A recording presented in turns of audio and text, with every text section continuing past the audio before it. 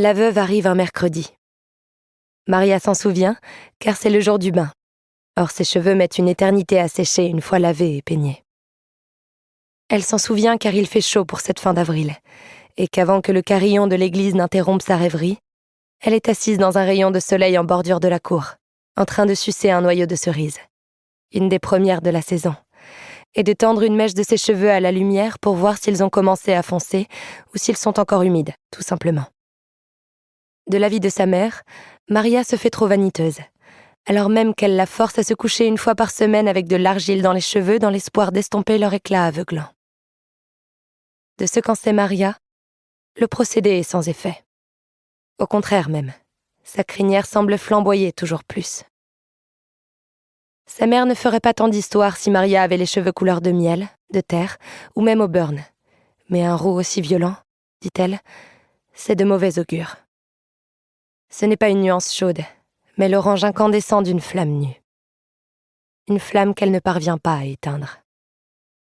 Quelque chose lui chatouille le tibia.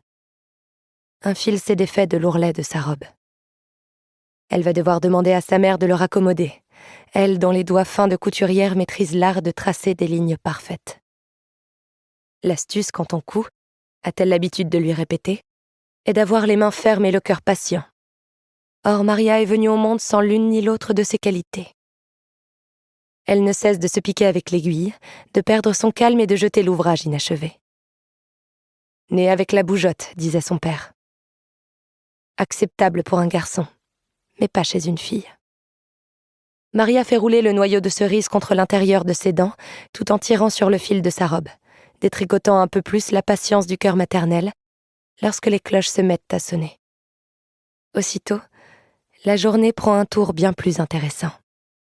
La fillette se lève d'un bond et s'élance sur la route pieds nus, sa jupe prise dans ses jambes jusqu'à ce qu'elle daigne la soulever. Elle rejoint son poste d'observation préféré, au sommet de l'étable d'Inès, surprise d'y trouver Felipe déjà installé. « Rentre à la maison !» lui lance-t-il quand il la voit escalader un chariot pour se hisser jusqu'au toit en tuiles pentues. « C'est trop dangereux !» Pour continuer à écouter ce livre audio gratuitement, cliquez sur le lien dans la description et vous pourrez l'écouter en entier sans frais grâce à l'essai de 30 jours d'Audible.